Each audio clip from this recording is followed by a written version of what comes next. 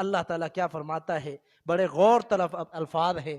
اللہ تعالیٰ فرماتا ہے میرے فرشتوں گواہ رہنا، میرے فرشتوں گواہ رہنا۔ گواہی کس چیز کی؟ کہ جو لوگ اس مجلس میں شامل تھے، جو دین کی دعوت کے لیے آئے تھے، سننے کے لیے، سنانے کے لیے آئے تھے، ان سب کو میں نے معاف کر دیا۔ کیا فرماتے ہیں فرشتے؟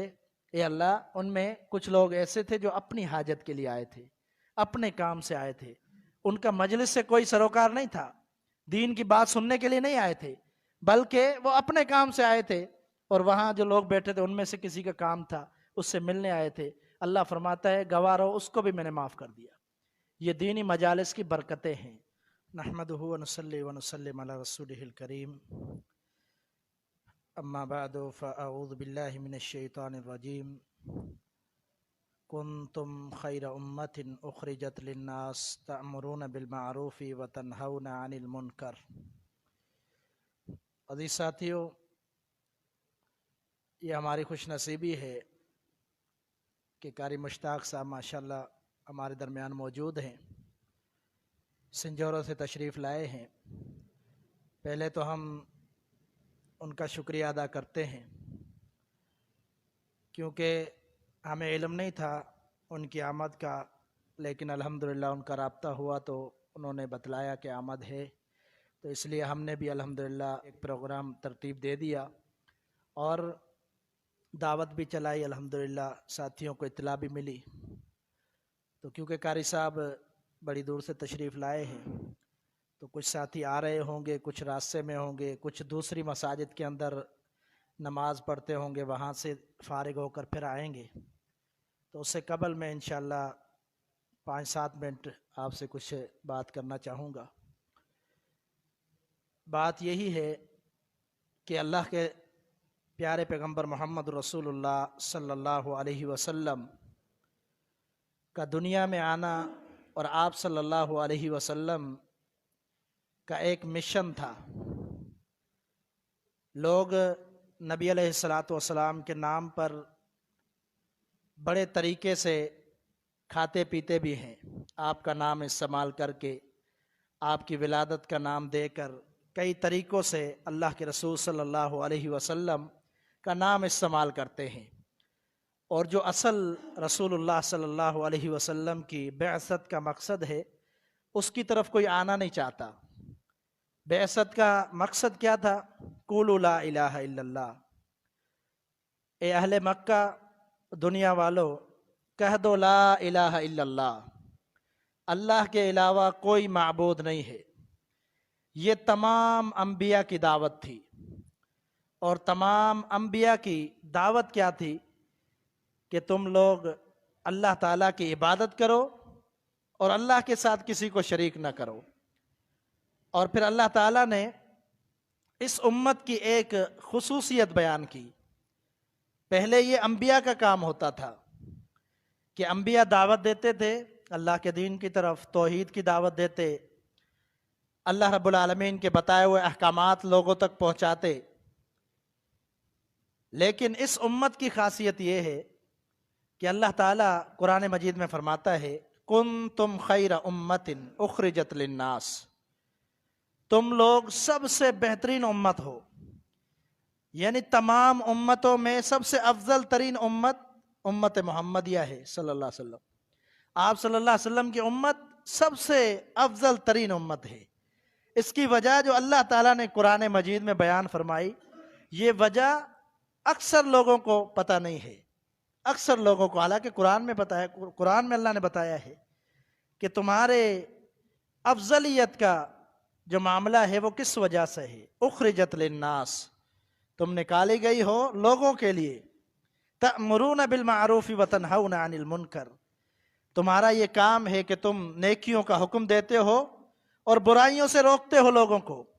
یہی وجہ ہے جس کی وجہ سے تمہاری افضلیت ہے اور تمہارا مقام سب سے اعلیٰ ہے، تمام امتوں سے اعلیٰ ہے۔ ہمارے پیارے پیغمبر محمد رسول اللہ صلی اللہ علیہ وسلم پوری انسانیت میں اعلیٰ ہیں، افضل ہیں، تمام انبیاء میں، تمام رسولوں میں، تمام امتوں میں، تمام انسانیت میں اعلیٰ ہیں، افضل ہیں۔ اور آپ علیہ الصلوۃ والسلام کی امت بھی तमाम उम्मतों में आला और अफजल है। और आप सल्लल्लाहु अलैहि वसल्लम के सहाबी सैयदना अबू बकर सिद्दीक रज़ियल्लाहु तआला अन्हु अंबिया के बाद तमाम इंसानियत में सबसे आला शख्सियत है, तमाम इंसानियत में। नबी अलैहिस्सलातु वस्सलाम की हदीस है मुस्नद बाज़ार की, आप अलैहिस्सलातु वस्सलाम ने फरमाया, इन्नल्लाह इख्तार असहाबी, अल्लाह ताला ने मेरे साथियों को चुन लिया, अलल आलमीन, तमाम जहान वालों पर, सिवन नबीयीन वल मुरसलीन, सिवाय अंबिया और रसूलों के, यानी मेरी उम्मत के जो लोग हैं अंबिया और रसूलों के बाद सब लोगों से अफजल हैं, क्योंकि अंबिया और रसूल उनका मकाम अलग है, उनको अल्लाह ताला ने चुन लिया, रिसालत मिली, नबूवत मिली, तो उनका मकाम आला है। लेकिन उम्मतों के अंदर सबसे ज़्यादा अफजल तरीन उम्मत ये उम्मत है। और उसकी वजह भी बयान की कि दावत इल्लाह, अल्लाह की तरफ दावत देना। और जो लोग दावत के लिए इकट्ठे होते हैं, दीन की बात बताने के लिए, सुनने के लिए, सुनाने के लिए जमा होते हैं, नबी अलैहिस्सलातु वस्सलाम के बेशुमार इस हवाले से फरामीन हैं, उनके फ़ज़ाइल हैं, उनकी शान है, उनका मकाम है, जो दीन की दावत के लिए आते हैं, दीन को सुनने के लिए आते हैं और अपना वक्त देते हैं अल्लाह के दीन के लिए। नबी अलैहिस्सलातु वस्सलाम की बड़ी मारूफ हदीस है, आप सल्लल्लाहु अलैहि वसल्लम ने फरमाया, इन्ना लिल्लाहि मलाइकतुन, अल्लाह ताला के कुछ फरिश्ते हैं, यतूफून, वो तवाफ करते रहते हैं, यानी घूमते फिरते रहते हैं। यतूफून, वो घूमते फिरते रहते हैं, पूरी दुनिया के अंदर फैले हुए हैं। उनका काम क्या है? वो सारे फरिश्ते, उनको खास अल्लाह ने ये जिम्मेदारी दी है कि दुनिया के अंदर दीनी मजालिस को ढूंढो, कहाँ पर है दीनी मजालिस, कहाँ पर लोग दीन की बात कर रहे हैं। ये ढूंढते ढूंढते ढूंढते लोगों को देखते हैं, कुछ लोग दीन की बातें कर रहे हैं, सुन रहे हैं, सुना रहे हैं। जब ये देखते हैं तो फौरन जाकर अल्लाह रब्बुल आलमीन को बतलाते हैं कि अल्लाह तेरे फलां बंदे दीनी तबलीग कर रहे थे, दीन की दावत दे रहे थे, तेरे दीन को सीख रहे थे, एक दूसरे से दीनी गुफ्तगू कर रहे थे। अल्लाह रब्बुल आलमीन ये फरमाता है कि मेरे फरिश्तों, ये बतलाओ कि वो मुझसे क्या मांगते हैं, क्या चीज़ मुझसे चाहते हैं। वो फरिश्ते बतलाते, अल्लाह वो आपसे जन्नत के तालिब हैं, जन्नत के तालिब हैं। अल्लाह ताला फरमाता है, क्या उन्होंने जन्नत को देखा है? तो फरिश्ते कहते हैं, अल्लाह उन्होंने जन्नत को देखा नहीं है। अल्लाह फिर सवाल करता है, अगर वो जन्नत को देख ले तो फिर उनका क्या मामला होगा? तो फरिश्ते कहते हैं, अल्लाह अगर जन्नत को देख ले तो और ज्यादा इसको हासिल करने के लिए कोशिश करे। फिर अल्लाह सवाल करता है, वो किस चीज से पनाह मांगते हैं, किस चीज से बचने की दुआएं मांगते हैं, किस चीज से डरते हैं? वो बतलाते हैं, अल्लाह वो जहन्नम से तेरी पनाह चाहते हैं। अल्लाह ताला फरमाता है, उन्होंने जहन्नम को देखा है? फरिश्ते कहते हैं, अल्लाह नहीं देखा। फिर अल्लाह ताला सवाल करता है, अगर वो देख ले तो उनका क्या मामला होगा? तो फरिश्ते कहते हैं, अल्लाह अगर वो जहन्नम को देख ले तो इससे ज्यादा तुझसे पनाह मांगे, जो मांग रहे हैं इससे भी बढ़कर पनाह मांगे, और हर वक्त दुआएं करें कि अल्लाह हमें जहन्नम से दूर रख। ये दुआएं करते रहें, उसके लिए तगोदो करें, जहन्नम से बचने के लिए कोशिश करें कि हम जन्नत हासिल करें।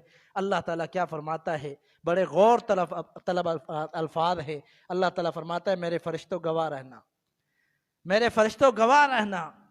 गवाही किस चीज की? कि जो लोग उस मजलिस में शामिल थे, जो दीन की दावत के लिए आए थे, सुनने के लिए, सुनाने के लिए आए थे, उन सब को मैंने माफ कर दिया। क्या फरमाते हैं फरिश्ते? ए अल्लाह, उनमें कुछ लोग ऐसे थे जो अपनी हाजत के लिए आए थे, अपने काम से आए थे, उनका मजलिस से कोई सरोकार नहीं था, दीन की बात सुनने के लिए नहीं आए थे, बल्कि वो अपने काम से आए थे। और वहाँ जो लोग बैठे थे उनमें से किसी का काम था, उससे मिलने आए थे। अल्लाह फरमाता है, गवाह रहो, उसको भी मैंने माफ़ कर दिया। ये दीनी मजालिस की बरकतें हैं। अल्लाह ताला दीनी मजालिस की वजह से बड़े मकाम से नवाजता है बंदों को। नबी अलैहिस्सलातु वस्सलाम की हदीस है, आप सल्लल्लाहु अलैहि वसल्लम ने फरमाया, मा जलस कौम मजलिसन, कोई भी ऐसी कौम जो मजलिस लगाती है दीनी और फिर बैठते हैं, फरमाया कि वो उन पर क्या होता है, गशियतहुमुर रहमतु, अल्लाह ताला की रहमत उनको ढांप लेती है, अल्लाह ताला की रहमत उन पर नाजिल होती रहती है जब तक वो दीनी मजलिस में बैठते हैं। एक हदीस के अल्फाज हैं, آپ صلی اللہ علیہ وسلم نے فرمایا جو لوگ دین کی بات نہیں کرتے، مجلسوں میں تو بیٹھتے ہیں، بیٹھکیں تو لگاتے ہیں، لیکن دین کی بات نہیں کرتے اور وقت ضائع کرتے ہیں، فضول باتیں کرتے ہیں، فرمایا کہ ان کا کیا معاملہ ہوگا؟ الا کانت علیہم حسرۃ یوم القیامہ، قیامت کے دن وہ بڑا افسوس کریں گے، کاش ہم نے 2 مجلسیں لگائی، 3 مجلسیں لگائے، اس میں دین کی بات کیوں نہیں کی؟ افسوس کریں گے، افسردہ ہوں گے۔ اس لیے دین کی مجلسوں میں شرکت کرنا بڑا ہی انسان کے لیے بابرکت ہے، اور گناہ معاف ہوتے ہیں، درجات بلند ہوتے ہیں، نیکیاں حاصل ہوتی ہیں، اللہ کی رضامندی حاصل ہوتی ہے۔ ایک بھی دینی مجلس میں اگر بندہ خلوص نیت کے ساتھ دین کو سننے کے لیے جائے اور غور سے دین کی بات کو سنے اور آگے پہنچانے کی ایک اخلاص اور نیت رکھے تو اللہ تعالیٰ اس کو معاف کر دیتا ہے۔ کتنی بڑی خوشخبری ہے۔ ہم نے تو آدھا گھنٹہ دیا، 15 منٹ دیے، 10 منٹ دیے، جو بھی 10 منٹ 15 منٹ، لیکن یہ آیا ہے سننے کے لیے۔ اب اس 10 منٹ دینے کی وجہ سے اللہ تعالیٰ نے اس کے بدولت سارے گناہ معاف کر دیے۔ بہت عظیم خوشخبریاں ہیں۔